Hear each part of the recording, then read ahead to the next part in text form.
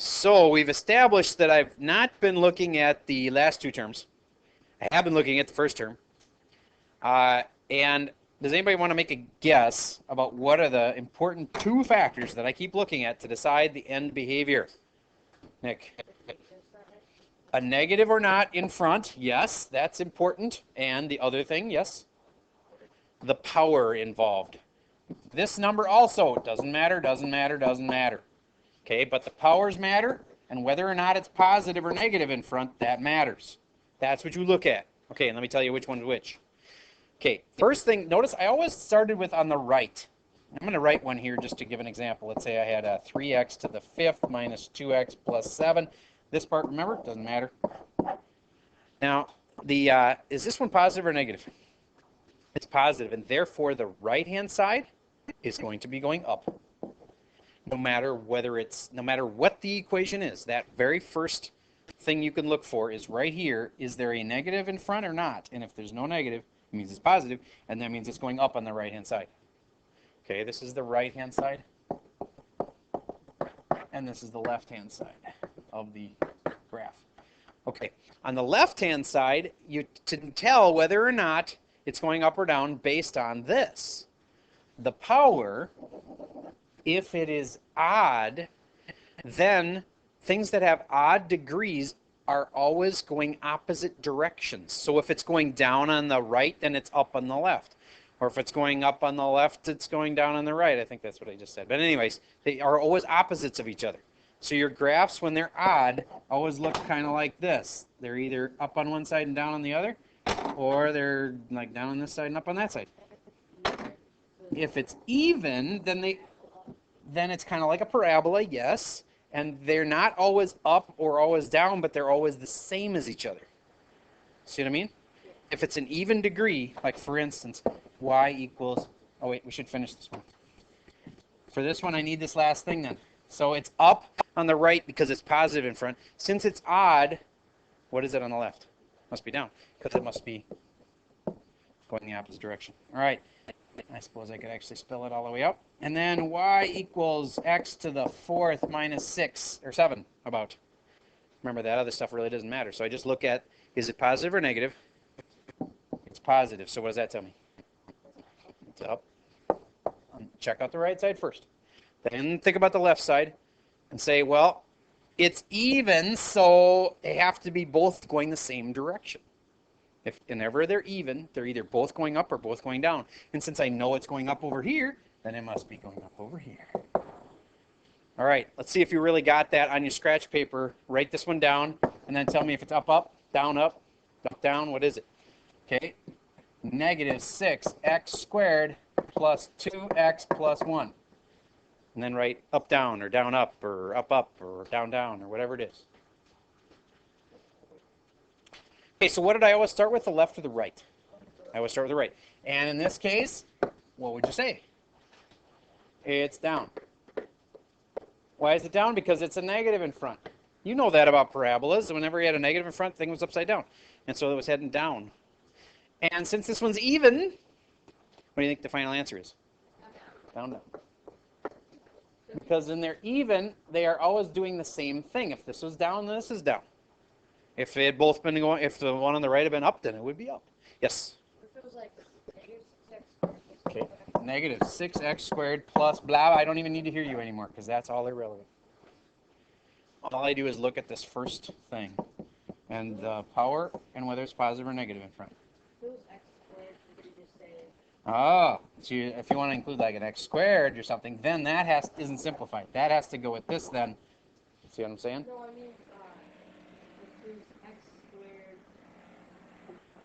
couldn't you just say it's up, up, down, down, and both of them are Generally, you can ignore the next terms, but you made a good point that if the next term is the same thing, if it's another x squared, then I really should add them together first and then analyze it.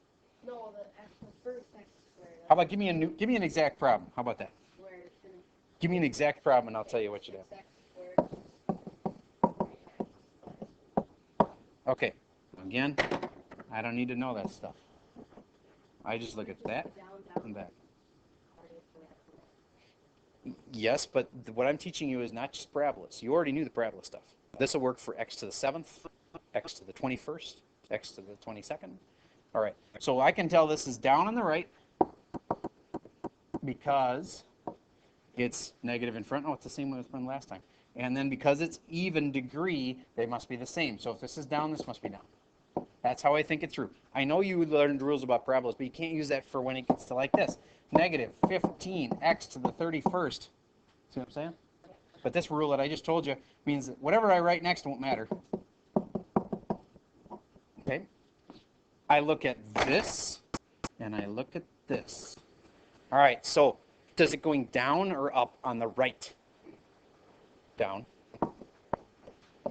And then I look at the power, and it's odd, and therefore what? The odd thing means that they're doing opposite directions. So, therefore, what's this got to be? Up. All right. That annoying buzzing in the background is the construction work. Frustrating. All right. So, I'm going to give you one more.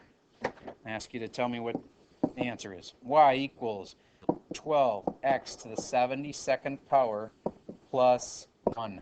Since you know the next two terms don't matter, I won't make it long. Write that down. Then write down up, up, down, down, down, up, or up, down.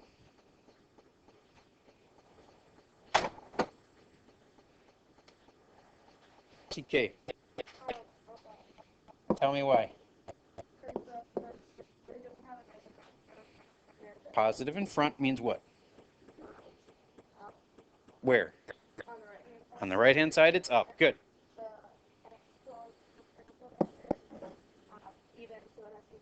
Very good.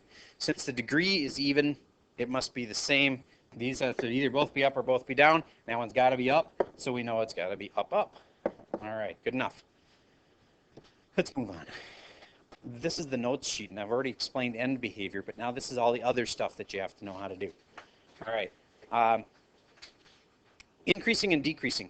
Basically, this graph is increasing in part of it right there. The rest of the time, it's decreasing. Why? Because when you read it from left to right, it's going up in that one little zone.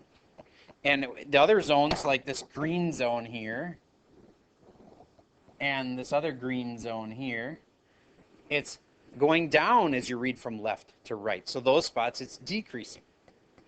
All right, so what you do here, for writing in your notes, I would just like you to copy down what I write, or in your own words is fine. Increasing, going up from left to right. As you go from left to right, the thing's going up. Now I'm going to write the rest of that in, and after I'm going to pause and write the rest of it in, and then resume. Here. All right, there's our increasing or decreasing and end behavior. Our local maximum and our local minimum and our absolute value and our absolute minimum and maximum all kind of go with, I like to think of it as a town. Okay, so if I had this town and it's got some high spots and some low spots, maybe this is that town where it's right on the edge of the earth where it just, you know, completely, you fall off the end, you just go off into space.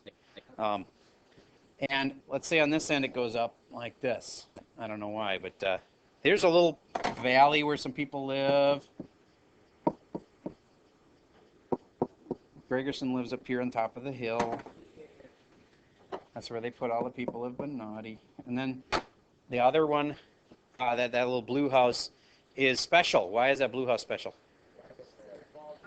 It's the highest place, except for this this place that kind of goes up forever, and we don't even know where it goes to. All right. So I'm going to be talking about local mins, local maxes, and absolute mins and absolute maxes. I'll have to do that on the next recording.